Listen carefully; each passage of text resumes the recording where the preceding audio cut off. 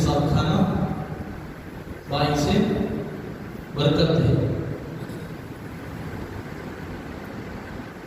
घर में मिसाल के तौर पर 5 आदमी, माँ बाप हैं, बहन भाई मिलकर पूरे 5 आदमी हैं, तो पहले वालिद साहब खा लेते हैं।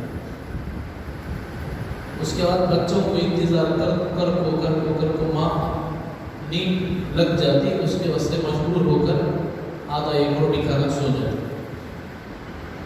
भाई का इंतजार करती करती बहनें खा लेती और वहाँ टेबल में गई, वहाँ चूल्हे पुतली में के रखते रखो।